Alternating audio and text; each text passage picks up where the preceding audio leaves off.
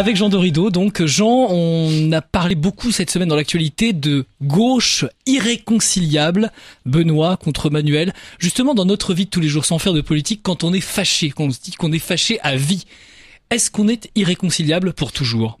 Alors, c'est une bonne question, Philippe, que vous posez comme toujours, et heureusement non, il n'y a jamais rien d'irrémédiable, jamais rien d'irrévocable, même si il est vrai que lorsque deux personnes sont fâchées très très fort, et ça arrive hélas, j'ai chaque année dans mon fauteuil des personnes qui viennent me voir parce qu'elles sont fâchées, profondément fâchées avec un frère, une sœur, un parent ou un ancien conjoint, et il arrive que la querelle soit si forte que les ponts sont coupés, et il est possible bien sûr de se rabibocher. La première étape dans ces cas-là, c'est la première clé. C'est la première clé. Les trois clés d'or de Jean Dorido.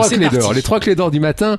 La première étape, pour recoller les morceaux si j'ose dire, c'est en réalité d'accepter le désir de se réconcilier. Il arrive que lorsque deux personnes sont fâchées très très fort, elles se drapent dans une espèce d'orgueil du genre un peu, de toute façon j'en ai rien à faire, j'ai même pas mal, comme disent les enfants, vous voyez. Et en réalité, bien sûr, la personne est dans cette posture parce qu'elle souffre profondément de cette querelle. Et c'est parfois un long chemin que d'accepter qu'en réalité, eh bien oui, on souffre de cette absence de l'autre. Et c'est la première clé en or, effectivement, d'accepter ce désir. Deuxième clé, c'est d'accepter qu'il est possible de se réconcilier.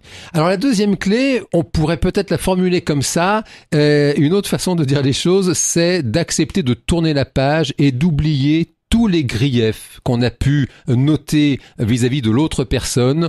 On ne peut pas construire une nouvelle relation, parce que c'est une nouvelle relation en réalité, sur un terrain un peu pourri, si j'ose dire. Alors c'est d'accepter de tourner la page pour repartir sur de bonnes bases. Troisième clé. Et enfin, la troisième clé pour se réconcilier, c'est en réalité de se retrouver avec l'autre personne sur des valeurs communes, d'accepter de regarder ensemble dans la même direction. Il est très fréquent que la fâcherie vienne en fin de compte d'un même désir qui est exprimé différemment. Je me rappelle d'un couple comme ça qui était venu me voir et il se chamaillait très très fort à propos de l'éducation des enfants, et on a passé toute une séance à les aider à réaliser qu'en fin de compte, ce qu'ils voulaient l'un et l'autre, c'était le bonheur de leurs enfants. Et ils s'étaient habitués à partir de là à toujours se le rappeler dès que ça se chauffait un peu, et on se dit écoute chérie, on veut la même chose. Oui, on veut la même chose et ça va tout de suite bien mieux. Jean Dorido et Olivier Allemand, les bons plans du week-end, Merci. également les bons week-ends de notre vie de tous les jours. Merci week-end messieurs, à tous. Bon week-end.